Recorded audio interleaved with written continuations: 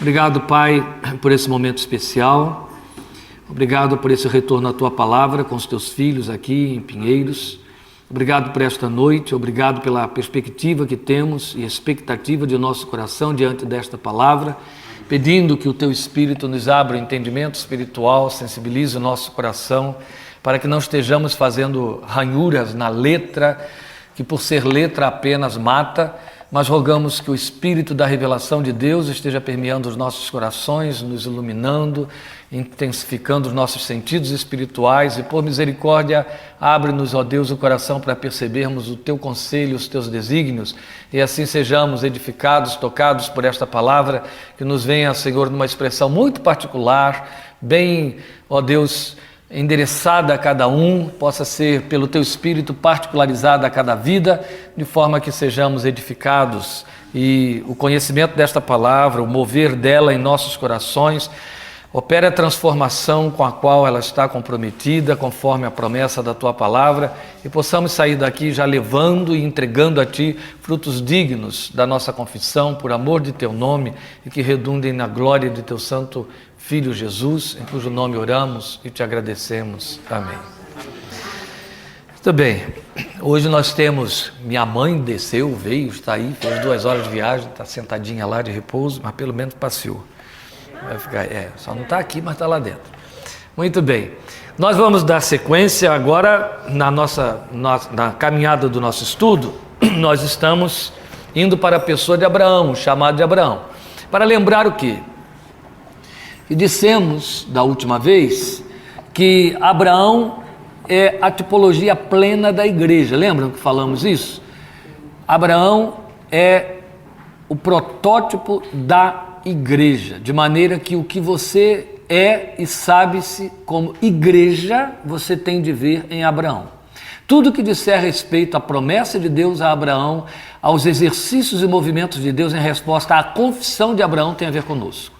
De forma que em Abraão nós temos a lição mais significativa, dentre as várias que ainda virão com respeito à igreja, mas a mais significativa lição a respeito da visão de Deus quanto à igreja, o propósito de Deus para a igreja e a manifestação da igreja de forma bem embrionária nos movimentos de Abraão, a nível do que Deus pretende, da resposta que Deus pretende. Então ele para nós é protótipo no sentido plenamente literal, porque ele é modelo. Ele entra como modelo, e é modelo determinado por Deus, é modelo profeticamente estabelecido, historicamente estabelecido, e modelo depois usado. Então, de forma que ele vem a ser modelo para ser copiado. É isso que você lê em Romanos 4, quando Paulo manda que andemos nas pegadas da fé que teve o nosso pai Abraão. Esta é a razão também porque ele recebe o título de pai dos que creem, o que não é muito, se tratando do Novo Testamento, não é muito simpático aos judeus, porque os judeus entendem que Abraão é pai só deles, né? Mas Jesus deixou muito claro que se Deus quisesse, até das pedras levantaria filhos para Abraão, né? E Paulo deixou claro que Abraão é pai dos que creem, sejam eles circuncisos ou incircuncisos. Então os judeus não ficariam muito simpáticos com essa informação. Mas a verdade é que Abraão é o pai da igreja, o pai dos crentes, protótipo dos crentes, é o modelo da igreja, o modelo ideal. Nós vamos ler como temos feito neste estudo, nós temos feito a leitura geral dos textos que são abordados em cada etapa, então nós vamos fazer isso hoje também, e aí à medida que vamos desenvolvendo a abordagem, a gente vai remontando ao que vocês já leram, para que a gente ganhe tempo em cima da leitura e não façamos quebraduras. Então a gente começa com o texto padrão do chamado de Abraão, que é Gênesis 12, só que leremos até o versículo 10, geralmente quando se pensa no chamado de Abraão, lê esses 3 primeiros versículos do capítulo 12. Leremos os 10 primeiros capítulos e vocês verão a razão disso. Depois os outros textos que eu vou citar.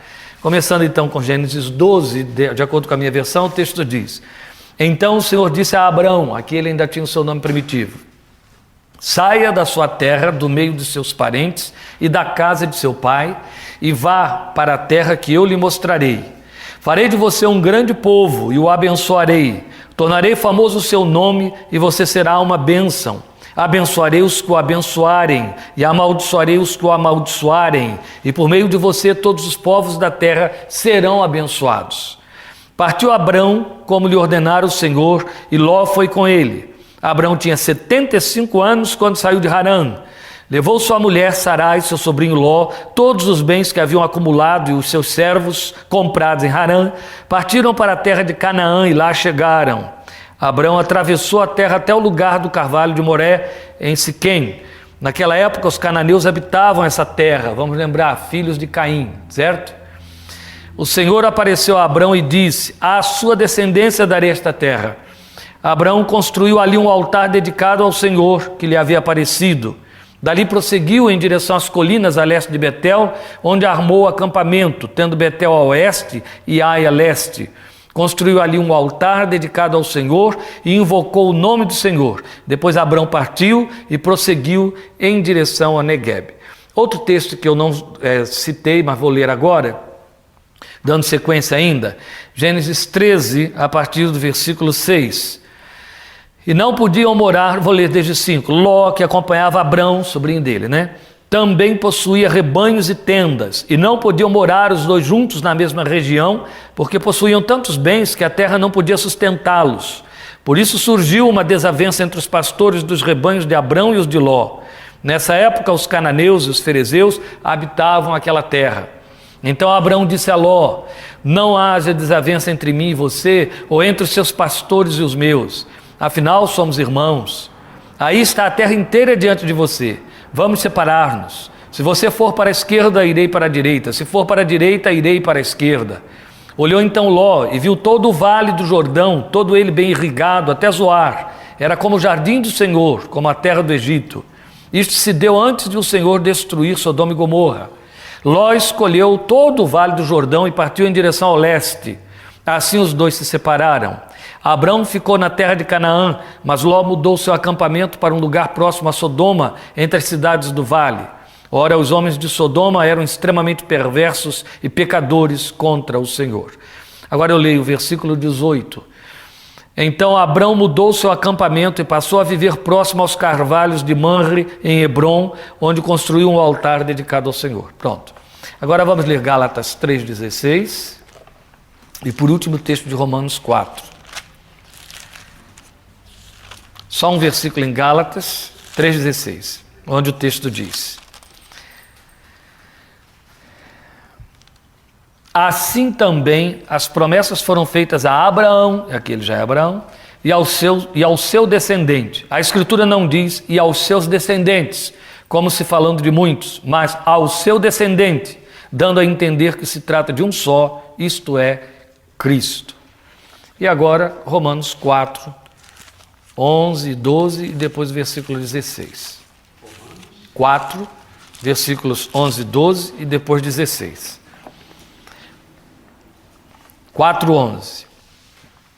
Assim ele, falando de Abraão, recebeu a circuncisão como sinal, como selo da justiça que ele tinha pela fé quando ainda não fora circuncidado.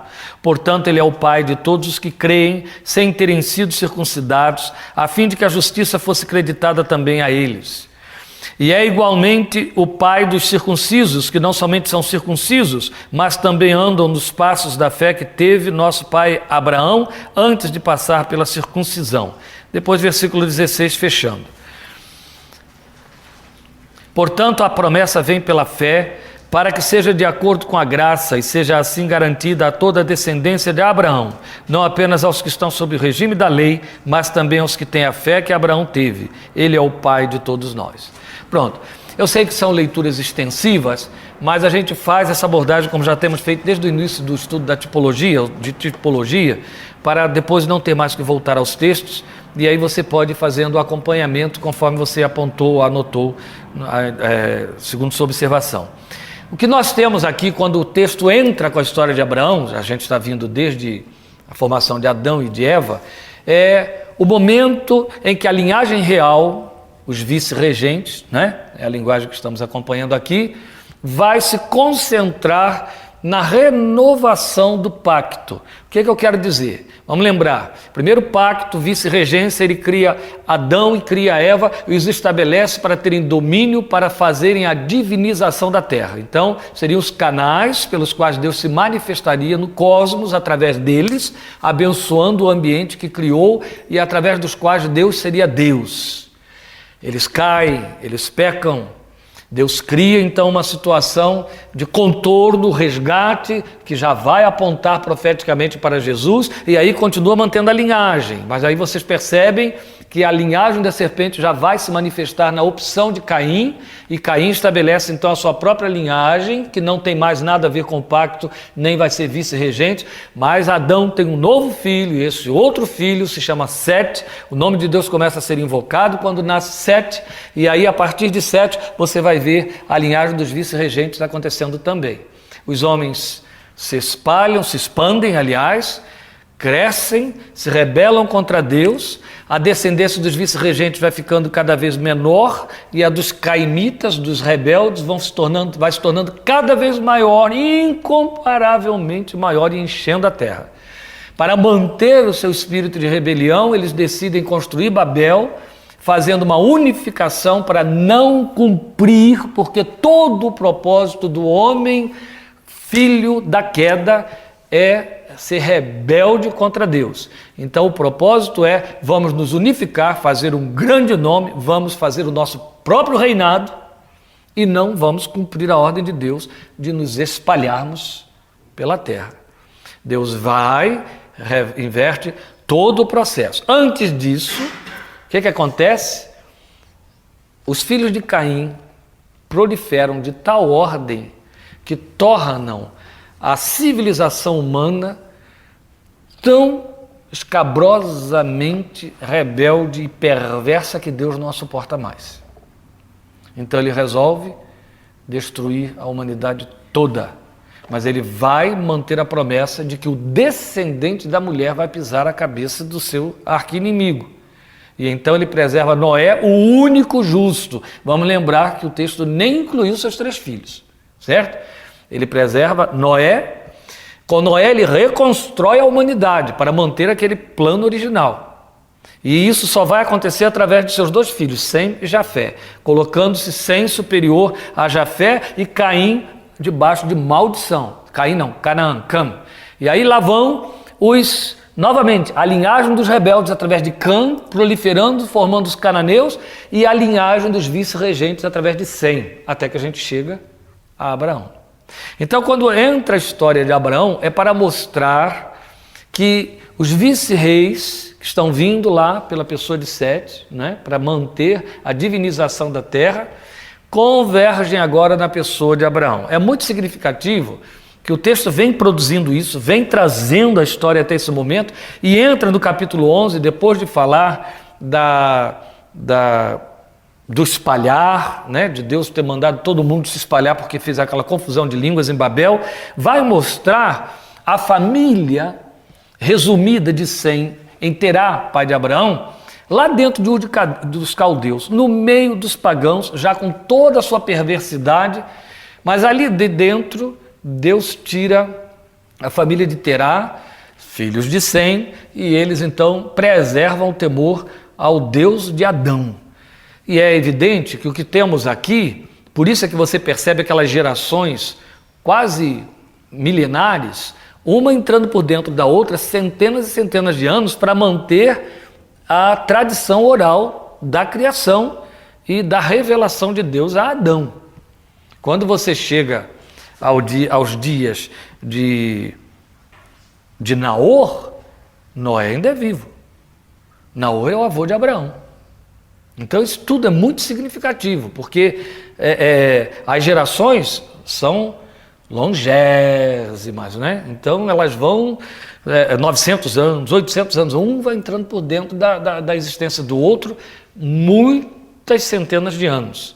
E aí vai mantendo-se a tradição, e aí conforme diz a palavra em Jó, para falar da vida do justo, como a árvore cortada dos seus ramos, mas ao cheiro das águas volta a florescer. O que acontece? A tradição oral está lá dentro dos vice-regentes. A menor informação a respeito do verdadeiro Deus, eles se despertam. E eles se voltam para ele. Então, na pessoa de Abraão, você vai ter a figuração disso da forma mais completa e mais singularizada. O que acontece quando chega na hora de Abraão?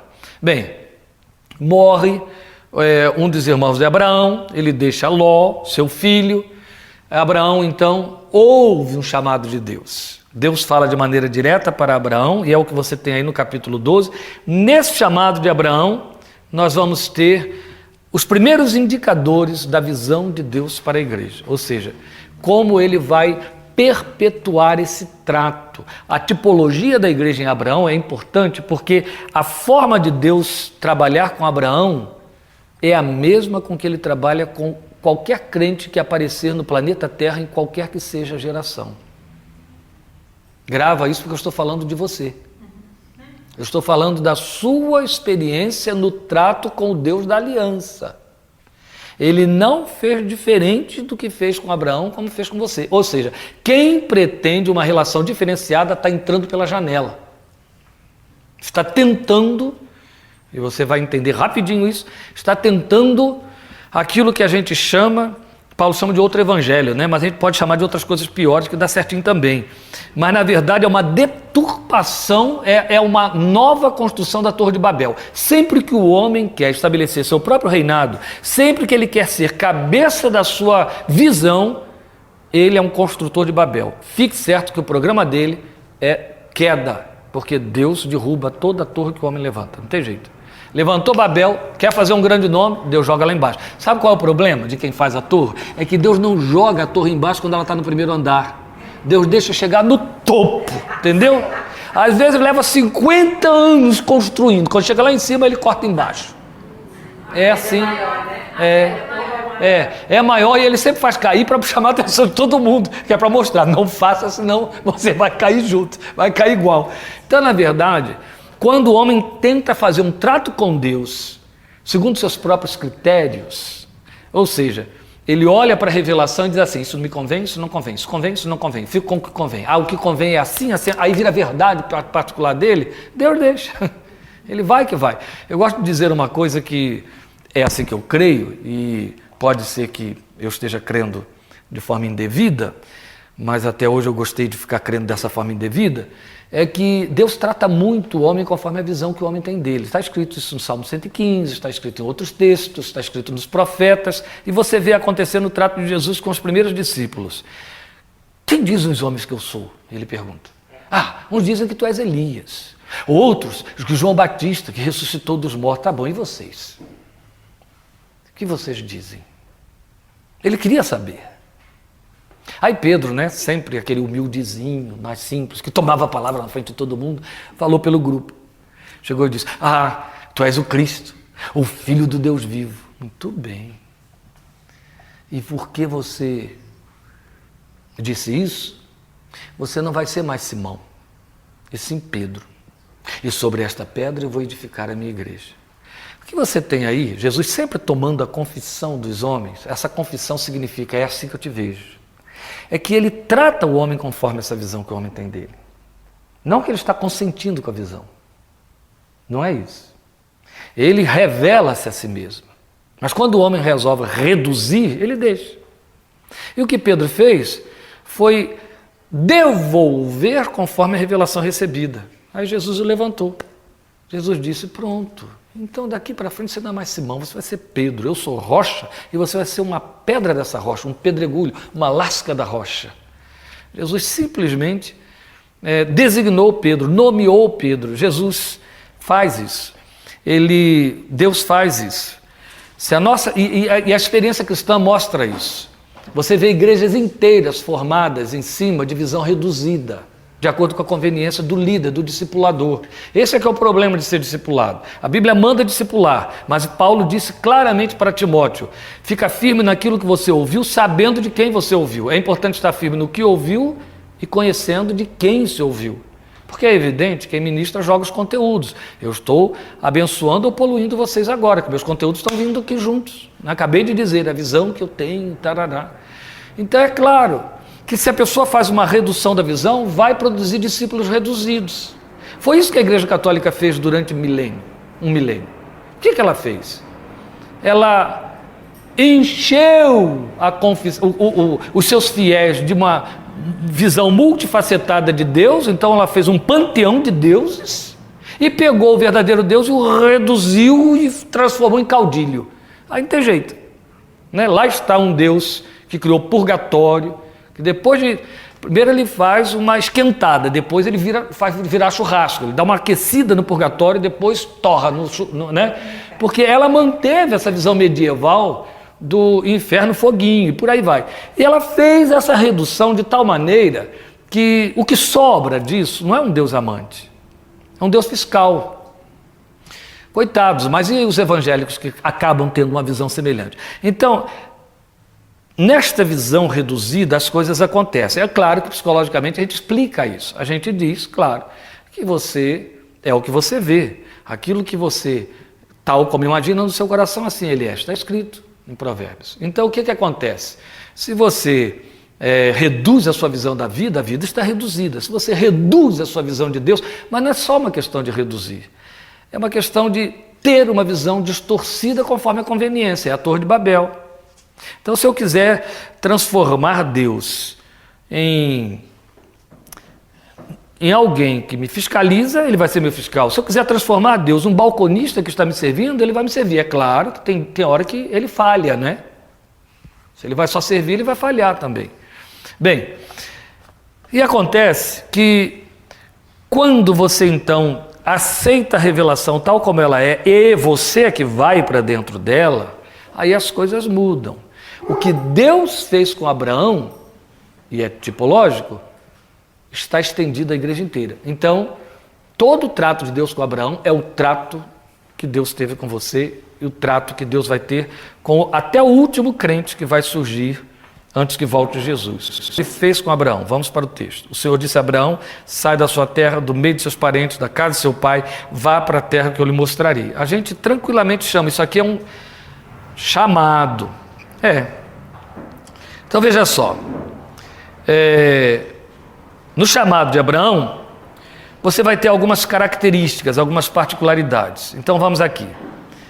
Primeiro, comprometimento com se desprender, que significa, em outras palavras, renunciar, mas que na tipologia você vai aprender mais definidamente como cortar raízes próprias, dispensar a autossuficiência, a resposta pessoal, desamparar-se, que tem uma palavra mais prática que significaria despojar-se para Deus. Jesus não diminuiu uma vírgula disso. Se alguém quiser vir após mim, negue-se a si mesmo, renuncie a si mesmo. A expressão intensa da renúncia está em Gênesis 12:1. Por quê? Porque quando Deus diz para Abraão: sai da tua terra, do meio de seus parentes, da casa de seu pai, Deus fechou todas as fontes de preservação, sustentabilidade e identidade pessoal de Abraão. Vamos lembrar que estamos falando de uma época em que a civilização estava dividida em tribos e clãs. E o líder do clã, ele era um pequeno rei. O líder do clã, ele era o senhor do clã. Ele era a identidade do clã. O clã não tinha, quer dizer, nenhum dos participantes do clã ou da tribo tinha identidade própria. Então Abraão jamais seria Abraão, ele seria o filho de Terá. Entende? Todo o movimento de Abraão, porque era uma linguagem de aliança. Era sempre assim, uma linguagem de aliança. Todo o movimento de Abraão, toda a manifestação de Abraão, não estou nem falando apenas de ter que obedecer ao pai ou ir lá pedir a aprovação dele, o que nem precisa a gente discutir, está implícito aí. Mas o fato de que a identidade pessoal não existe. Então, o que isso trazia como vantagem para o protegido? Isso, proteção, segurança, aliança, uma corporificação. Ele não era um, nunca. Ele era centenas. E isso naquela época era muito importante. A relação tribal, ela era uma relação de conflito, de disputa. Ganhava quem tivesse mais gente e fosse mais forte, mais esperto também. Era assim. Os espaços eram terra de ninguém, ou terra de quem chega primeiro. E quem já está lá, se eu estou interessado na sua, eu te desinstalo e vai por aí afora. Bem, quando você então faz parte de um clã e o clã tem um cabeça, você está comprometido com esse cabeça. Se ele arranjar encrenca com quem está ali do outro lado, você está encrencado com o outro lado. Mas isso traduzia proteção. A identidade é para o espaço, certo? Total. A individualidade, outro tanto. Também não havia muito liberdade individual, porque todos os seus movimentos comprometiam o clã. Por isso que tudo tinha de passar pela obediência, pelo acerto de contas, pela observação, conselho, decisão do líder do clã. Quando Deus fala para Abraão, sai da tua terra, o que Deus está dizendo é desampare-se. Da tua parentela, desassocie-se. Da casa do teu pai, corte suas origens, suas raízes. Isso tudo ficou reduzido numa palavrinha só de Jesus. Se quiser vir após mim, negue-se a si mesmo. Isso é autonegação. Não é como a gente pensa assim, olha, num plano rápido e fácil, negar a casa do meu pai. Isso hoje, né, quando não existe mais espírito de aliança na humanidade, isso aí tira-se de letra.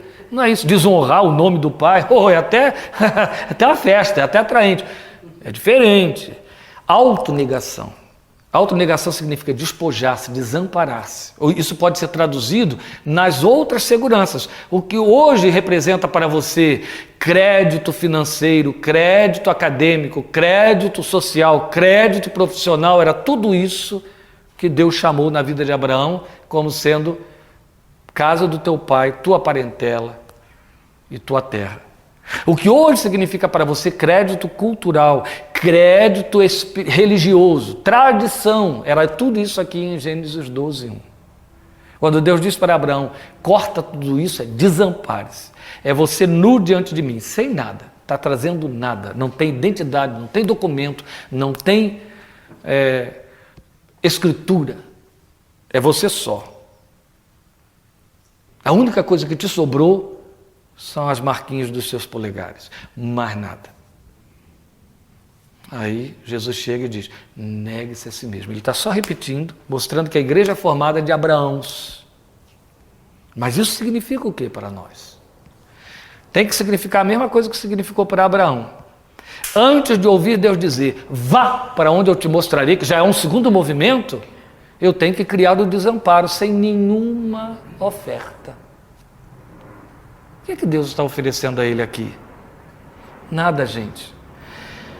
Sai para depois ir para aquilo que eu vou mostrar. Deus está jogando lá na frente. Mas ele não fez diferente com a igreja. O céu não é uma realidade agora. E é a única promessa que você tem. Certo? Quem crê em mim, ainda que esteja morto, viverá.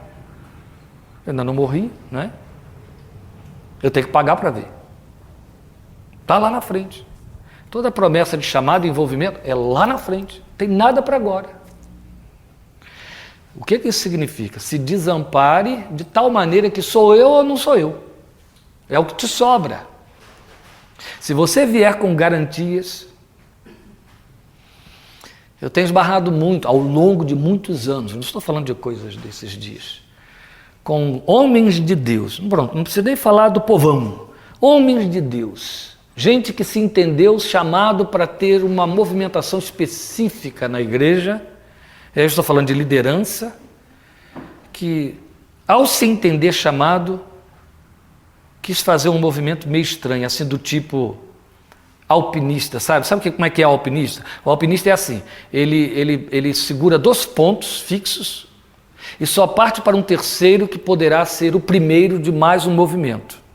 Enquanto o terceiro não for garantia de ser primeiro de um segundo movimento, não haverá terceiro, ele fica com os 2 que ele tem.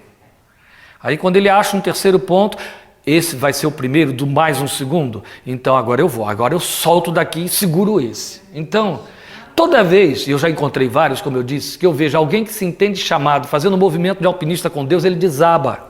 Lá embaixo, só que lá embaixo ninguém chega inteiro, né? E tem gente que eu já vi fazendo isso assim muito criteriosamente. Isso me faz lembrar, eu estou fazendo uma digressão, isso me faz lembrar do movimento de Deus com... Eu sei que é a enésima vez que eu falo a palavra movimento, vocês vão ter que ouvir isso até o fim. O movimento de Deus com Israel inteiro através de Moisés no Egito. Quando o faraó chega para Moisés e diz assim, todo o compromisso de Moisés diante de faraó era alcançar a alforria para o povo, era obter liberação para ir para o deserto, não é? Porque ele sabia muito bem o que significava, vamos atravessar as fronteiras e perna para que te quero, ninguém olha para trás e a gente pula da casa da servidão. Então ele vai lá pleitear isso com o faraó, chega para faraó e diz, meu Deus disse, deixa meu povo ir, caminho de 3 dias para o deserto para que te sirva. Não vai. Meu Deus mandou dizer, não vai. Aí ele insiste tanto que o faraó diz, tá bom, vá, mas não vá muito longe. Festeja e volta. Isso, festeja e volta, isso. Não muito longe dessa terra, quer dizer, fique debaixo das minhas vistas, né? E Moisés não negocia. Moisés diz, não, nós vamos caminho de 3 dias para o deserto, é fora da sua vista mesmo. O que o faraó está pretendendo vá, mas não fique muito longe de maneira que você possa voltar. Vá, mas não fique muito longe de maneira que eu possa te alcançar. Vá, mas não fique muito longe de maneira que se você se arrepender, ainda dê tempo de refazer tudo. Tanto é que quando Moisés vai insistindo, ele vai oferecendo outros tipos de propostas. O que ele diz? Quem vai? Não é? Aí Moisés diz, vão todos. Ele, não. As mulheres e as crianças vão ficar. Se o seu coração fica, você volta, não é? Não, mas tem que ir todos, então tá bom. Lá vão mulheres e crianças também, mas os bens de vocês ficam. Porque de repente, né, o sujeito está querendo trocar de mulher, ele até deixa lá para trás. Mas bem já é outra coisa. O faraó era esperto. Aí Moisés disse, não, vão todos os gados, nenhuma unha ficará. Eu gosto muito dessa expressão que infelizmente tiraram da minha versão. Nenhuma unha ficará. O que o faraó está dizendo de novo é isso, olha, aquilo que te custou o suor, a vida, o seu sonho, por isso você volta. Mas olha como Moisés está tendo que insistir para repetir a visão de Deus a Abraão. É sair inteiro, de maneira que não haja garantia, não haja reserva, não haja possibilidade de volta. A proposta de Deus para Abraão foi essa. Para você ir para onde eu vou te mostrar, você tem que sair de onde você está. Se você não se desprender, você não vai, Abraão. Você tem que se desprender de tal maneira que não importa o que eu te ofereça, a menor oferta é melhor do que o que você tem, porque deixou de ter tudo. Não tem mais nada. Então você vai aceitar qualquer coisa que eu te oferecer. Gente, eu quando ministro essas coisas, eu tenho... Se eu não pudesse crer assim, eu teria que parar. Eu creio firmemente que o Espírito de Deus vai bem além daquilo que eu estou... pensando que estou transmitindo, porque estas colocações, elas têm um comprometimento muito sério. É preciso, e eu creio nisso, que o Espírito de Deus particularize isso a cada um. Mas quando eu estou dizendo aqui, que ele está dizendo, vem desprendido de tal maneira que qualquer coisa que eu te oferecer serve, porque você ficou sem nada, eu estou dizendo que ele fez isso comigo, com você, ele vai continuar fazendo isso, e quando você tenta fazer diferente, você está entrando pela janela. Esta é a razão porque você vai ter na fé cristã sempre joio junto de trigo, aquele mesmo vulgo que andou com Israel saindo do Egito. E a gente se confunde. E a gente acaba usando a mesma linguagem, ou tendo a mesma movimentação dessas pessoas, que pegam carona na fé evangélica por causa das suas ofertas, suas propostas, que alguém andou enfiando aí na cabeça dos outros, que na verdade o evangelho não está comprometido com oferecer nada a ninguém. O problema é que andam traduzindo para os iniciados, estão traduzindo essa terra que eu te mostrarei. Aí estão dizendo quanto que ela vale, o que ela tem. Aí todo mundo corre atrás, claro, né? Mesmo porque hoje conversão ao evangelho significa, tradução, significa santificar o que eu já tenho e acrescentar em cima. É isso. Eu vou para um Deus que é melhor do que o meu orixá e ele põe mais coisa, que o outro já não está pondo mais, né? Ou impede que eu continue a perder o que já comecei. É nisso que está se resumindo evangelizar. E, na verdade, o chamado vai ser sempre esse que Deus fez a Abraão. Negue-se. Do contrário, você não vem. Nós temos um hino nos Salmos e Hinos, é um hino centenário, bicentenário, ou tricentenário, não é bi.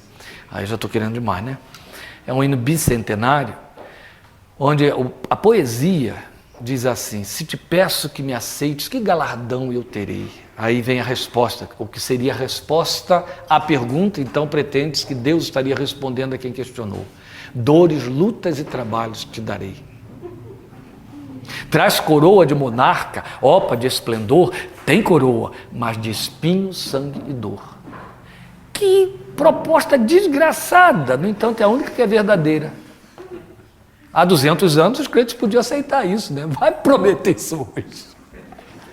Olha, meu Deus, tem uma coroa para dar a você, aleluia, de espinho, sangue e dor. Vá para o diabo que te carregue. É no mínimo. Pensa que eu sou bobo e por aí vai. No entanto, a proposta é essa mesmo. Negue, fique sem nada, porque aí o que eu te oferecer, e o que eu vou te oferecer? Bem, então nós temos aí o comprometimento com esse desprender-se. Isso é o nome de conversão, é a tradução de conversão aos olhos de Deus. Renunciar, cortar raízes próprias, a autossuficiência, que é o vício que vamos trazer conosco a herança adâmica. Essa preservação, essa necessidade de me garantir. O litígio de Deus com Israel, ou com os vice-regentes mesmo, e isso envolveu profetas, então estou falando de vice-regentes mesmo, não estou falando só do Israel-nação. O litígio de Deus com esse povo, por centenas e centenas de anos, e inclusive você vai ver a repetição disso na história da igreja, foi isso. Quando esse povo procurou constantemente, rei após rei, se cercar de outro provedor que não o próprio Deus, tornar-se independente de Deus, como os homens de Babel, e adquirir garantias, segundo seu próprio capricho. Aí Deus os chamava de infiéis, traidores, prostitutos, e por aí. Porque o povo levantava outro Baal no lugar de Deus, alguém que eles pudessem controlar. Então, na verdade, você vai ter esse comprometimento com o se desprender e a assumição, o assumir um caminho sem visão a não ser pela fé na promessa, ou seja, dependência do ato ou atos de Deus que você percebe no sair, porque Abraão saiu sem saber para onde ir. Isso vai se repetir ainda no capítulo 13, 14, você vai ver que esse homem está caminhando sem saber para onde ir. Por que eu li aquele trechinho lá do capítulo 13? Porque chega um momento de confronto entre ele e Ló, seu sobrinho, entre suas conquistas e as conquistas de Ló, e ele faz uma proposta a Ló que, em hipótese alguma, é proposta de quem tem escritura de alguma coisa. Escolhe para onde você vai. Se você for para a direita, eu vou para a esquerda. Se você for para o norte, eu vou para o sul. Decide. Eu deixo a seu critério decidir. Por quê? O que esse homem está dizendo? Eu estou desprendido. Eu não tenho nada. Não sei para onde estou indo. Deus disse, eu vou te mostrar. Até agora não mostrou.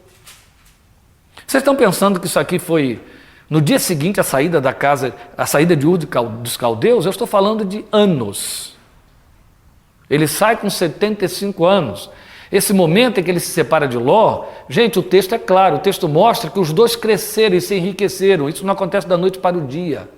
Aumentaram o número de servos, de gados e etc., a ponto de terem seus empregados, pastores dele, pastores do outro, e eles já brigavam, competindo pelo espaço, porque estava todo mundo num curral só.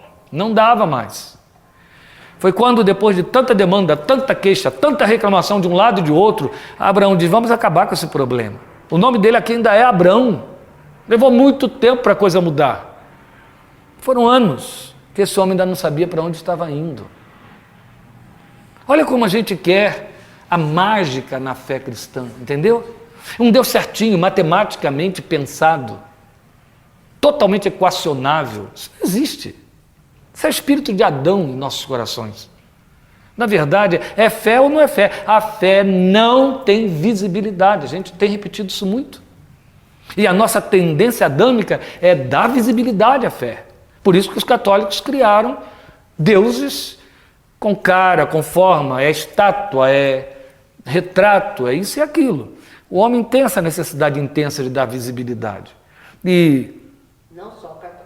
Sim, nós fizemos isso com nossas próprias imagens, mas a gente tem uma expressão maior aí, em cima dessa, que se pretende a maior parcela da confissão cristã. Então o que acontece? Abraão está sem norte ainda, ele só está indo. Só está indo. A gente ouve falar da grande comissão. Quando você vai para Marcos 16, que a grande comissão em Mateus está muito bem definida, muito bonita. Em Mateus 28 está assim, eis aí vos dou autoridade e tal, vão fazendo discípulos, façam discípulos de todas as nações, batizando em nome do Pai, do Filho e do Espírito Santo, ensinando a guardar todas as coisas. Quando você vai para Marcos, ele vai dizer isso introduzindo essa ordem de uma forma bem significativa. Aí você tem assim nas suas versões, ide e fazei discípulos de todas as nações, não é? É uma má tradução. O que Jesus colocou ali é um movimento que não cessa. Ele diz, indo, façam discípulos de todas as nações. O que ele está mostrando o seu movimento é uma peregrinação. Não tem um rumo certo aí não. Mas eu volto a dizer, a gente quer tudo bem equacionado. Então Deus chama Abraão, o protótipo dos crentes, e diz, vai para a terra que eu vou te mostrar. E esse homem vai, só que ele ainda não viu nada. Chega um momento em que ele tem que tomar decisões, ele decide. Ló, escolhe para onde você vai, eu vou para outro lado, porque ainda não tem nada definido. Eu só sei de uma coisa, até agora o que me foi mandado fazer é sair da casa do meu pai. Isso eu fiz. Estou indo para a terra que ele vai me mostrar. Até agora não mostrou. Mas vou lá, fazendo o quê? Aí o texto vai mostrando para nós. Por isso, também, eu li até o finalzinho do capítulo 13. Eu vou levantando altares e adorando a ele por onde eu for. Por onde eu for, eu presto um culto, eu presto adoração. Esse vai ser o meu palmilhar, a minha peregrinação. Então é assumir um caminho sem visão, a não ser pela fé na promessa. Eu vou porque eu creio na promessa. A promessa é que ele vai me mostrar, ele vai realizar. Ele não tem obrigação ou eu não tenho competência para de antemão ficar devidamente informado. Porque aí eu não tenho controle sobre a coisa. É isso que Deus nunca vai deixar que chegue para mim e para você. Lembram do que aconteceu em Gênesis 2? O homem quer ter o controle desse processo de decidir como multiplicar a humanidade. Deus diz, não, a sua cobertura não, a minha. Ele muda. Você quer saber o bem e o mal? Vai se dar mal. Isso aí é competência minha, não é sua.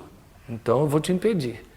Então o homem vai ter querendo sempre ter esse controle e Deus vai estar sempre impedindo. O controle é dele, o controle é dele. Não fique pretendendo tudo equacionado. Quando te disseram que você crendo em Jesus, sua vida ficava resolvida, quando você crendo em Jesus, as coisas iam ficar muito bem colocadas para você, mentiram para você. Simplesmente te pregaram um falso evangelho. E é por isso que você está se frustrando dia após dia na fé evangélica. E você está esperando de Deus coisas com as quais Deus não está comprometido. De jeito nenhum. E outro tanto Deus está esperando que você entre nesse caminho de dependência, onde você não tem o controle sobre as ações de Deus na sua vida. Só Ele que tem controle sobre a sua vida. E o mínimo que Ele quer, mínimo, é que você creia que Ele está conduzindo, que a condução é dele. É por isso que se complicaram aqueles que começaram, no meio das manifestações estranhas dessa condução, deu errado, é o diabo, deu errado, é o diabo. Lembram, já acontecia nos primórdios, na igreja ali embrionária. Lá vão eles, por ordem do Senhor, no barquinho, para chegar do outro lado, vem uma tempestade tremenda, o Senhor não aparece, mas aparece um vulto, é o diabo. A igreja continua fazendo isso. Eu não entendi, deu um remeleixo, é o diabo. E era Jesus, olha que coisa complicada, né? Imagina se eles expulsam o diabo, lá vai Jesus embora. Hoje eu estou a peste. Gente, infelizmente, fazemos assim. Né? Não deu certo, eu não entendi, foi o diabo. Aí Deus vira um diabo. É complicado, porque a gente complica. Não é nada disso. Ele simplesmente está conduzindo. Se eu não estou gostando, se não está me gratificando, isso não muda a minha confissão. Continua sendo ele. Claro, vale também que eu dei com os burros na água porque me meti a fazer escolhas indevidas, isso é claro, mas isso aí também, né? Na hora que o sujeito se dá conta de que o diabo não tinha nada a ver com a história e foi ele que se deu mal, aí ele fica dizendo assim, é prova de Deus na minha vida. Ou é o diabo ou é a prova, nunca é a burrice dele. Coisa séria, eu disse que hoje estou a peste. Então, continuando. Depois você vai ter também, nessa característica do chamado, o deslocamento da confissão para a pessoa que chama, e não para o resultado ou promessa atrelada ao chamado. Aqui complica, 12:10. E complica mesmo. Tem tudo a ver com isso que eu acabei de falar, dos discípulos lá no barquinho, a tempestade, Jesus vindo na sombra e eles dizendo é um fantasma. Tem tudo a ver. Eu vou repetir para você entender bem. Eu tinha dito que primeiro você tem o comprometimento com o desprender-se. É isso que você vê no protótipo Abraão. Depois você vai ter o assumir um caminho sem visão, a não ser pela fé. Eu estou seguindo, não porque matematicamente eu descobri que ali eu vou me dar bem. Não me foi dito como vai ser, de jeito nenhum. Mas o máximo que eu posso saber é que há um céu esperando por mim. Na casa de meu pai há muitas moradas. Bem, depois nós vamos ter então o deslocamento da da confiança para a pessoa que chama, e não para o resultado do chamado ou da promessa atrelada ao chamado. Por quê? Versículo 10 do capítulo 12. Olha só, o texto diz assim, eu vou ler o 7, tá? 12:7, para você poder entender bem. O Senhor apareceu a Abrão e disse, à sua descendência darei esta terra. Qual é o tamanho da terra? Lá no final do 13, Deus manda ele olhar para norte, para sul, percorrer toda ela. Onde ele pudesse ir seria dele. Ela não tem como é que eu vou dizer? As suas dimensões não estão definidas. À sua descendência darei esta terra. Abrão construiu ali um altar dedicado ao Senhor que lhe havia aparecido. Dali prosseguiu em direção às colinas a leste de Betel, onde armou acampamento. Gente, entenda o seguinte, Betel, Ai, que estão sendo citados aqui, são reproduções que Moisés está fazendo de territórios já centenas e centenas de anos depois de Abraão, conhecidos do povo. Certo? Lembre que Betel foi um sítio denominado por Jacó, neto de Abraão, num tempo em que Abraão já não existia mais. Ai era uma cidade dos cananeus, que o povo de Israel só veio a descobrir nos dias de Moisés. Então, quando Moisés está reproduzindo o texto, ele está retratando situações que o povo já conhecia. Mas nesse tempo, onde era Betel, o que era Betel, onde era Ai, o que é Ai, nada disso existia. Então, ele está só definindo para quem está lendo. Então, o que ele está dizendo? Dali prosseguiu em direção às colinas a leste de Betel, onde armou acampamento, tendo Betel a oeste e Ai a leste. Construiu ali um altar dedicado ao Senhor e invocou o nome do Senhor. Depois Abrão partiu e prosseguiu em direção ao Negueb, foi descendo para o sul em direção ao Egito. Preste atenção no que vai acontecer agora. Deus não tinha dito, você leu no versículo 7, a sua descendência darei esta terra, aos seus, não a você, aos que virão depois. Eu vou dar esta terra. Olha o que acontece no versículo 10, na tal terra. Houve fome naquela terra. E Abrão desceu ao Egito para ali viver algum tempo, pois a fome era rigorosa. Aqui, todo mundo abandona a fé, ou muda o endereço da igreja, né? O pastor prometeu errado, não deu certo. Fiz 7 semanas da campanha lá, da vitória consumada, e cheguei aí até a 8ª vez, a igreja estava fechada e eu só me dei mal. Erraram, me prometeram falsamente, tarará. Eu ouço isso, viu? Lá em Rio Claro. E nunca que chega a minha vez, o coitado já fez 8 campanhas de 7 dias, multiplica. Ficou 21 dias lá, né? E aí nunca chega a minha vez. Domingo o pastor falou, agora é a sua vez. Não foi. Eu fico com uma vontade louca de dizer para ele, você continua indo lá, tonto? Mas não posso. Tem que aguentar. Terrível, ainda bem que a fita não sai daqui. Não vai para lá. Pronto. O que eu quero mostrar para você é que a terra da promessa virou a terra do desespero. Percebeu aí? Eu vou dar essa promessa aos seus descendentes. Houve fome de tal maneira que não dá para ficar aqui, para onde Deus me trouxe. Não está na hora de questionar tudo. Tem que descer para o Egito, que a fome era rigorosa, não era qualquer uma. Não deu nem para insistir. Tem que ir embora. Não é a primeira vez, não é a única vez, é a primeira vez que Abraão tem que renunciar à bênção. E ele vai para o Egito até que tudo se resolva. Egito já existia, não pertencia a ele não. E a coisa é séria. Ele desce para o Negueb, já em direção ao Egito, por quê? Porque lá tem comida, aqui não tem. O lugar que Deus me deu está ruim, não está funcionando. A bênção está bichada. Mas não houve dúvida que aquela seria realmente a bênção? Dúvida em quem? Do Abraão, do Abraão. Hã? Aonde? Mas cadê a dúvida? Aonde? Não dá, será que realmente eu estou num lugar... Ah, você tá falando hipoteticamente. Eu pensei que você estivesse me mostrando dentro do texto. Ah, graças a Deus não está no texto, então não ouve. A hipótese cai. Observe. Abraão, o texto quando diz que Abraão desce em direção ao Negueb, é que Abraão não é como nós, os crentes de hoje, que tínhamos que ser como Abraão. Abraão está atrelado a quem prometeu, não ao efeito. Se o efeito muda, o que importa é a fonte. Eu não estou entendendo o efeito e não me cabe questionar o efeito. É isso que o Senhor me faz. Eu não estou questionando o efeito, de jeito nenhum.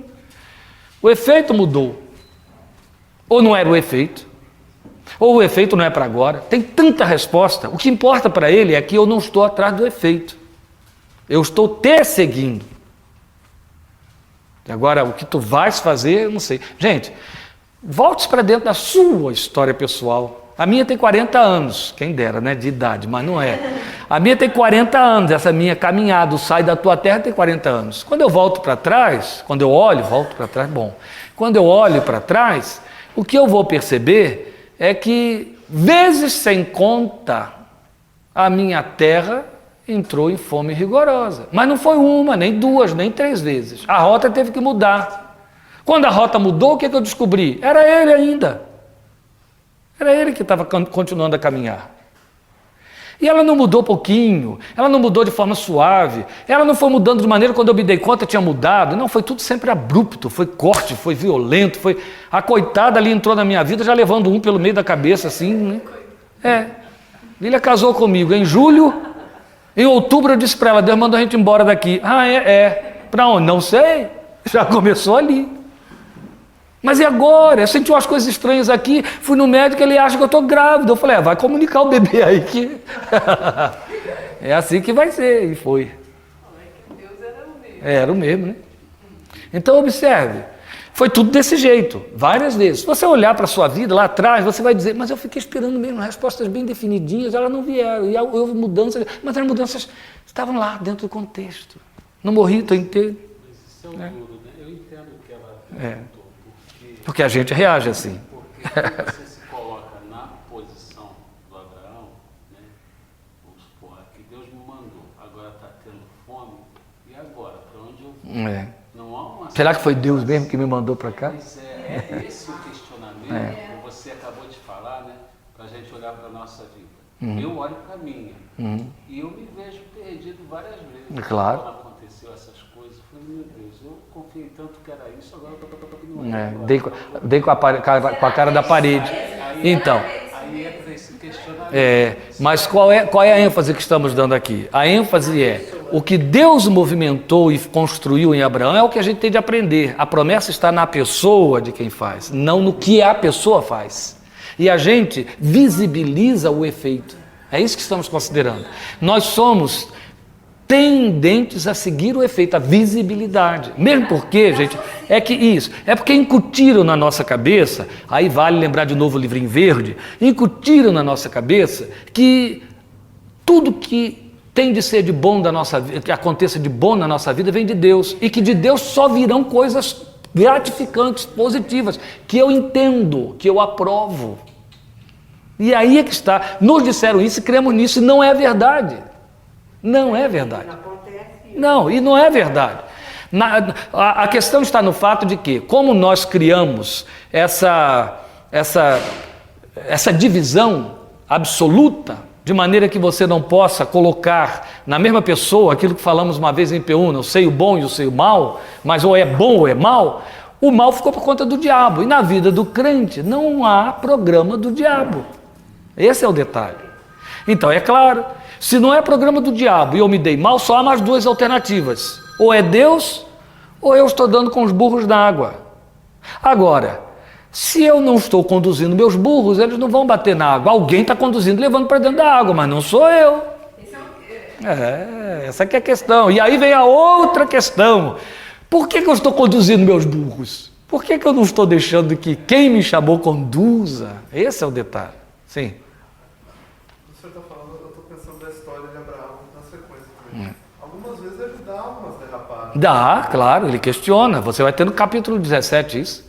Na própria promessa que Deus faz da descendência que ele vai dar. Isso, capítulo 17. A esposa dele sugere que ele pegue uma escrava. E ele concorda. Só que temos que também puxar aqui alguma coisa a favor de Abraão o tempo todo. Quando Abraão dá as derrapadas porque ele se precipita e Deus entra com o mandato, ele não discute com Deus. Aquilo que o senhor falou que da própria essência da árvore vai surgir. Exatamente. Ele não discute com Deus. O que vai acontecer? Vai chegar até aquele momento crítico. Eu disse a vocês aqui, não foi a única vez, pode ter sido a primeira. Ele vai seguindo e a terra é fome pura. Mas chega o momento em que ele vê que tudo acontece, ele tentou, ele fez a derrapada lá, Deus diz, não, agora ouve a tua mulher, foi duro, né? Ter que mandar Ismael embora, mas obedeceu, não discutiu. Aí chega, talvez a segunda ou terceira vez, quando tudo se cumpriu. É Isaac, está aí Isaac, nasceu de Sara. Aí Deus chega e diz, mata ele. Mas era toda a promessa. Aí Deus fala com Abraão de tal maneira, a gente está antecipando, porque nós chegaremos lá no dia certo, mas Deus fala com Abraão de tal maneira que não deixa espaço para evasiva. Pega o teu filho, teu único filho, Isaac, a quem amas. Ó, quantos qualificativos. Tá de brincadeira. Ó, não tinha para onde correr. Pega teu filho, Ismael, teu único filho. E eu pensei que fosse Isaac, é Ismael ainda, né? Isaac. Olha, não é que tem mais um Isaac lá na cabana? A quem amas? Tem jeito, tinha para onde correr, né? E mata, oferece um holocausto no meu altar. Aí era a hora dele dizer, né? Mas o Senhor prometeu que era dele que viria aquela descendência incontável como a areia do mar e as estrelas do céu. Não discutiu nada. Deus espremeu ele até a última gota de emoção. Mas o que ressalta aqui, gente, a gente fica sempre com o horror da prova, né? Mas, na verdade, o que ressalta aqui não é o que Deus faz com Abraão. O que ressalta aqui é o que Deus tem em Abraão. Esse é que é o detalhe. Esquecendo aqui a questão de matar filho, vamos ficar aqui como Isaac, tradição de promessa, certo? Cumprimento de promessa. Então esquece filho, fica com a promessa. A promessa não era bênção?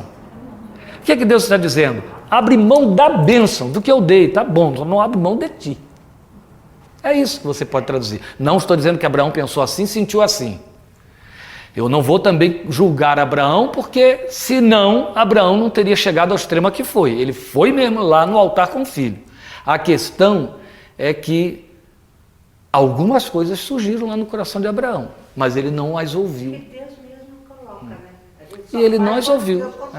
Fazer em nós, porque senão nós não fazíamos. O que eu penso é que Deus sabia onde Abraão estava focado.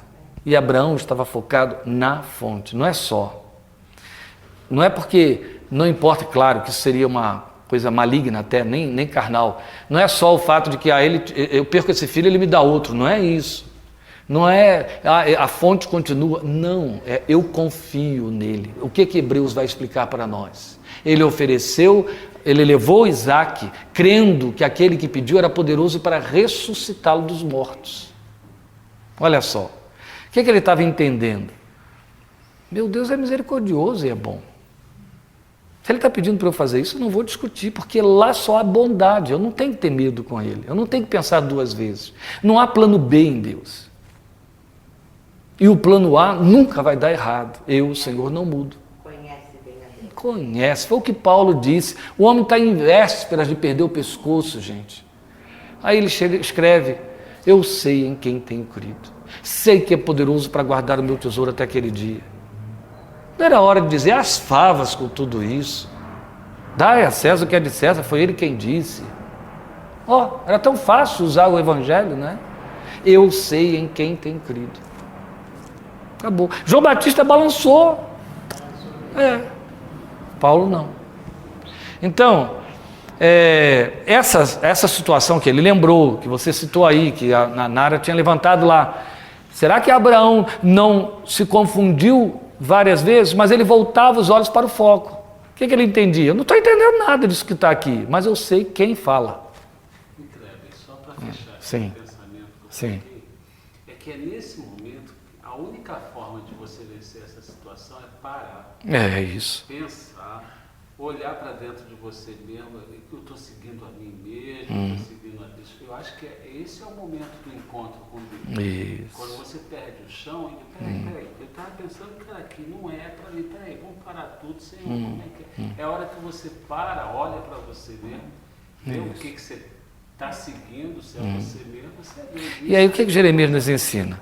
Quando você não encontrar resposta, fica em silêncio. Não é?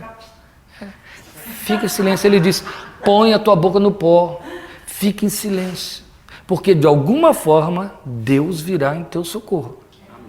Mesmo que você esteja se dando mal porque está fazendo escolhas no lugar dele, ele vem nem que seja para te repreender, e nessa repreensão você fica super abençoado, você tem a resposta que quer. Aonde está escrito isso, pastor Jeremias? Jeremias é Lamentações 3, a partir do 23, 25 por aí, né? Põe a tua boca no pó, talvez assim haja esperança, etc.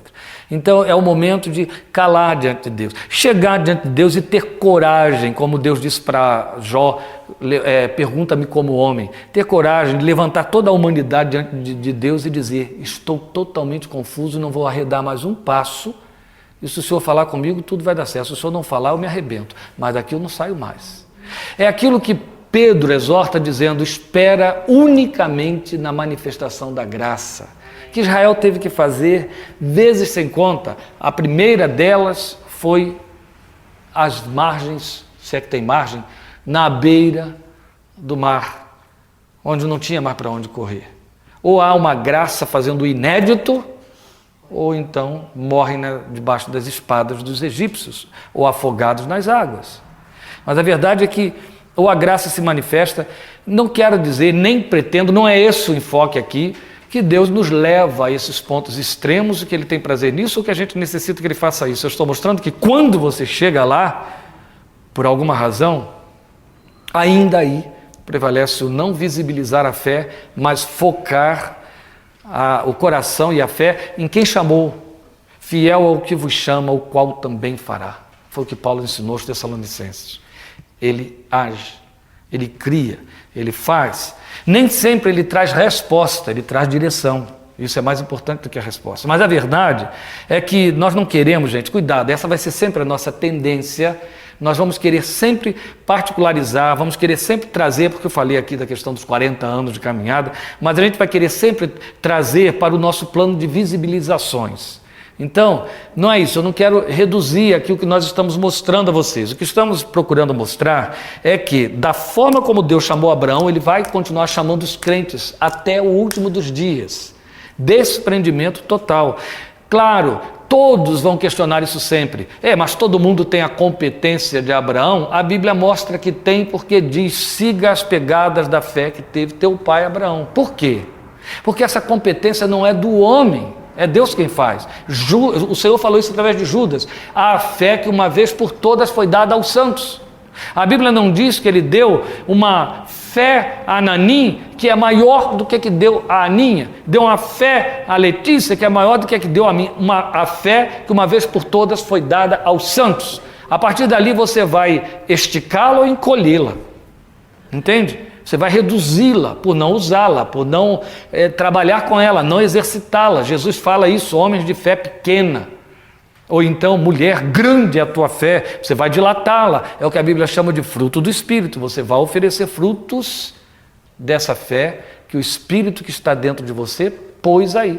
Você vai devolver isso para Deus. Como é que você faz isso? A Bíblia diz, a fé vem pelo ouvir a palavra da pregação de Cristo. Eu volto a minha visão para dentro da revelação e trago a minha confissão lá de dentro da revelação. Eu só não posso ficar tentando costurar a minha confissão através de experiências de A ou de B. Ou é a revelação, tal como ela me mostra Deus, é a promessa, é a fé naquele que prometeu, ou então eu vou estar sendo mimificador, né? Eu vou estar sempre observando, procurando deixar que alguma emoção me garanta que eu estou crendo da forma que convém. Não, tem de haver, e nunca foi diferente, uma empatia e uma comunicação entre o espírito desta revelação e o meu coração. A minha fé procede daqui, Jesus é o autor dela, a Bíblia diz, ela se confirma aqui e é esta palavra que fortalece essa fé. Não é nada mais. Você pode ter exercícios espirituais que te dão respaldo, reforço. Alguém que chega, que ora com você, uma canção que você ouça. E quem vai dizer que estas manifestações não são manifestações da palavra, em formas diferentes? Uma oração, que vai ser profética, um cântico que vai ser profético, tudo isso é manifestação da revelação, a palavra profética. Mas eu estou me referindo ao fato de que a fé não se baseia, nem cresce, nem se apoia nos atos culticos, mas na manifestação da palavra de Deus, ainda que através desses atos culticos. Por detrás tem de haver o quê? Genuinidade. Por que é importante falar isso aqui?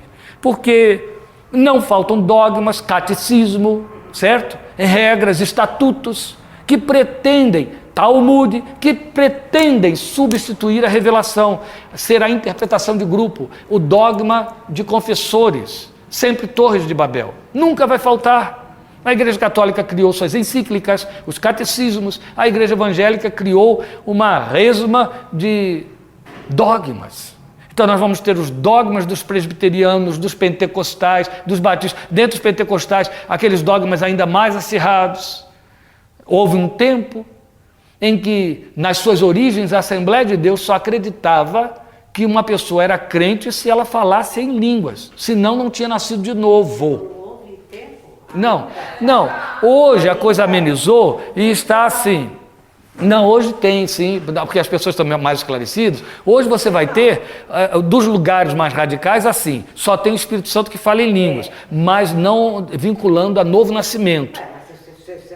Não, mas eles não fazem essa leitura. Essa leitura era antiga. Não é. Quem dera que eles entendessem assim. Você só nasce de novo se tiver o Espírito Santo. Aí já estaria tudo resolvido. Mas essa foi a primeira leitura. Entende? E associam, eles entendem assim, olha, a conversão é um ato de fé, e eu estou falando dos históricos, né, mais radicais. A conversão é um ato de fé, e o batismo com o Espírito Santo te enche de poder. Agora, se você não está batizado com o Espírito Santo, tradução, não fala em línguas, você não tem Espírito Santo, mas não significa que você não é crente. Só que nos primórdios, quando a coisa começou, 1906, 1910, se não fala em línguas, não é crente. Pior que tem escrito lá, né? Que alguns falarão. Isso, então, mas da mesma maneira como está escrito, se alguém não tem o Espírito de Cristo, esse tal não é dele. O problema é que ter o Espírito traduzia-se por falar em línguas. Isso é para mostrar nossos dogmas, gente. Agora, não vamos jogar pedra na cabeça deles que fizeram isso e já se corrigiram lá, a maioria, mas temos os outros dogmas, certo? Os batistas, durante dezenas e dezenas de anos, e ainda em muitos rincões do planeta Brasil, não permitem que um não batista participe do seu culto de Santa Ceia. Pode ter título de pastor, mas se não for batista, não come do pão nem bebe do vinho, se não mergulhar nas águas. Isso. Então, claro, as coisas estão fluindo, as pessoas estão corrigindo, abrindo mão de seus dogmas, estão ficando inteligentes, né? Mas ainda temos muitos dogmas. Por exemplo, em algumas igrejas pentecostais, aceitar Jesus é um ritual. Você tem que levantar a mão e depois ir lá na frente para alguém orar. Oi? E tem que ter lá escrito, e até carteirinha, né? Então, e para aceitar Jesus, eu ofereço esse Jesus que é bonzinho. sim, ainda tem Aí isso. quem que não vai Esse é que é o problema maior. Mas os dogmas, as pessoas preferem, os dogmas são facilitadores, que só mentem, mas são facilitadores. Até hoje, fica uma imagem na minha cabeça que aquilo mexeu tanto comigo, eu indo lá visitar uma pessoa dentro do hospital com um grupinho de umas irmãzinhas crentes da minha igreja, e tinha uma assim um pouquinho mais afoita, que foi lá orar por um homem que ela já tinha visitado na outra semana, que estava entubado, coitado, né? E aí o homem está lá, com aquele negócio todo, ela aproveita, olha, temos aqui o nosso irmãozinho, Kleber, ele pode orar pelo Senhor? Aí eu oro pelo homem. O senhor aceita Jesus? Ela, depois que eu orei. Aceita Jesus como seu salvador? Então levanta a mão. Eu não esqueço disso até hoje. Aqui eu olhei para a mulher assim espantada. Isso ficou na minha cabeça até os dias de hoje. Então, há muitos dogmas. Eu estou falando de dogmas. Aquele pastor que pregou na praça, né? Quem quiser aceitar, levanta a mão, só ele e o bêbado. Só nós dois. Mas, gente, a gente está falando isso tudo. Em maio de 90, eu já estava com uma igreja estabelecida em Rio Claro, a gente fazendo trabalho lá direitinho. E quando o pastor chega novo no campo dos outros, né? Eu saio lá do Rio de Janeiro, venho para o interior de São Paulo. Para mim, até São Paulo era novo, quanto mais o interior. Então, eu estava perdido, né? Terra de cego, e eu totalmente perdido. E aí, eu vou fazendo contato com todo mundo. Para onde me chamam? Se o sujeito de lá vai ter o lanche da amizade, eu vou lá lanchar com ele. Eu estava indo para tudo quanto é canto. Me chamaram para assistir o batismo dos jovens, do Desafio Jovem de Rio Claro. Aí eles pedem, porque eles eram uma denominação, um grupo interdenominacional, dependiam do apoio de qualquer igreja ou de qualquer pastor da cidade, e o líder fazia muita questão de fazer isso aí para poder, né, ter sustentabilidade. Ele então pede a um pastor batista da cidade para batizar os conversos do seu grupo, e não eram poucos. E nós fomos por eles convidados para irmos com o grupo da nossa igreja, mesmo porque o batismo foi se realizar numa chácara onde pessoas também nossas, do nosso grupo, iam lá para se batizar. Fomos. Aí não deu outra. Eram moços que estavam internados no Desafio Jovens há muito tempo. No dia do batismo, suas famílias, que nem crentes eram, claro, foram daqui de São Paulo para lá. Mas entendiam, coitados, nunca foram crentes. Bem, nosso filho está liberto, nosso sobrinho, nosso neto está livre, né? Ficou lá com aquele grupo, é um grupo religioso, então mudou, não vai mais fazer aquelas coisas terríveis que fazia, abandonou as drogas e tal. Vamos lá dar apoio porque vai ser o batismo. Nem entendi, mas vamos dar apoio. Então quando chegaram lá, você via aquelas senhoras vestidas a caráter, né? Com um colarzinho, brinco. As outras irmãs estavam lá de jeans, né? Num batismo, numa chácara, estão acostumadas. Mas elas, coitadas, as outras são veteranos. Então você vê aquelas senhoras ainda segurando suas bolsas ali, elas estavam se imaginando dentro daquele cerimonial de uma catedral, né? E o pastor Batista entrou, botou um roupão branco, entrou, os batizandos desceram para a piscina, né? Já a água vem até aqui. Era maio, gente. Maio em Rio Claro, em 90, era mais gelado do que vocês possam imaginar. Então, e era piscina mesmo, né? Então você viu os rapazes fazendo assim, dentro da água, e o homem começa a fazer o batismo lá. Aí ele acaba de batizar todo mundo, ele evangeliza os que estão na borda da piscina. Lá estão aquelas senhoras. E uma pregação evangélica bela, convincente. O povo já está movido, né, de emoções. As titias, as mamães, as irmãs, as vovós. Está emocionado, que viu lá o seu netinho, filho, sobrinho, sei lá o quê, né, sair todo emocionado daquela água e tarará. A coisa é bonita. E ele prega uma mensagem assim, né, de pecados, perdão dos pecados, salvação. Ele pega, quando ele acaba de pregar, ele diz: Jesus disse, se creres e fores batizado, serás salvo. Não, quem crer, desça aqui que eu batizo agora. Claro que não. São dogmas, entendeu? E os dogmas são burros. Então, tem muitos dogmas, nós os criamos, eles são facilitadores e não favorecem nada. São visibilidades que nós queremos dar à fé. Não é o que Deus pretende em momento nenhum, e a resposta de Abraão prova isso para nós. A questão é que quando a Bíblia com ousadias diz, sigam as pegadas da fé que teve Abraão, está muito à vontade para dizer isso. Porque sabe que o que se passa nesse homem são coisas dessa ordem. Vou, não sei ainda para onde estou indo, agora que eu penso que eu já sei, e falhou. mas eu vou continuar indo. E nos nossos Ele me dias, chamou. aceitar, por exemplo, que nessa proposta de Deus haja fome e ainda um Egito no meio do caminho, onde você pensa assim, Deus está conduzindo, vai tudo muito bem. Né? E é isso. Bem, exatamente. Eu não sei quanto tempo ainda temos. Não, é ele lá que dita. Oi? 10? E chega. Eu vou ter que orar. A questão é essa. Se ele é que está conduzindo, não importa nem que eu tenha que descer o Egito, mas eu tenho que ter certeza de uma coisa. Ele dita a minha vida. A questão é que o movimento é de duplo aspecto. É que, gente, eu tenho que entrar, e aí é o ponto que fica para dia 20, não posso fazer antes, na natureza do chamado, né? A forma como esse chamado se dá, qual é o propósito do chamado. Então, por um lado eu tenho quem chama, e isso é um processo de aliança, do outro lado tem quem atende. O texto de Hebreus 11 vai dizer para nós que Abraão, uma vez chamado, obedeceu, e esse é o ponto. O que obediência implica? A palavra obedecer, já falei isso para vocês N vezes, tivemos oportunidade aqui, ela é uma... Eu não sei dizer a vocês no português como que etimologicamente ela se formou dessa maneira, mas ela é tradução de uma palavra grega que é dupla, é de duplo aspecto. Junto a um verbo tem uma preposição, como acontece com muitas palavras nossas que são derivadas do grego. Mas obedecer não tem essa derivação. Então, no grego, obedecer é dar ouvidos a. Ou como se fosse assim, ficar debaixo do ouvir, hipoakuo. Akuo é chamar, então é ficar debaixo do chamado, é ouvir, é dar ouvidos, hipoakuo, dar ouvidos. Isso chegou para nós e para as outras línguas como obedecer. O que acontece com Abraão é um literalmente feito hipoakuo, ficou debaixo do ouvir. O que importa é o que ele fala, não é como eu entendo. O que importa é o que ele determina e não como eu interpreto o que ele determina. Porque se eu for jogar aí minha ferramenta de interpretação, minhas conveniências chegarão primeiro. E vou atrapalhar tudo.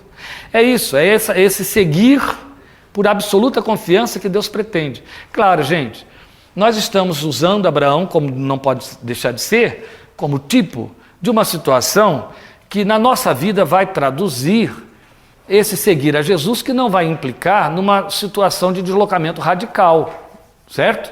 Ninguém, porque se converte, sai de dentro da casa de mamãe e papai, muda de cidade, de país, de cultura. Não tem isso, não é?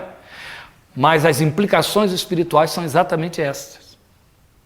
É a absoluta dependência. É o deixar-se franquear para que o Espírito de Deus sopra, como Jesus disse.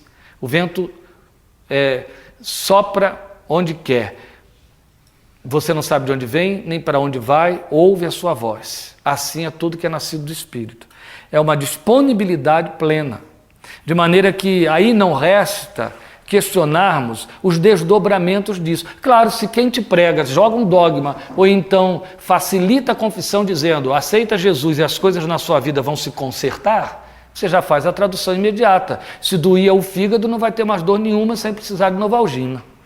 E não é assim. Não é? Então, de um lado é o chamado, do outro lado é rendição.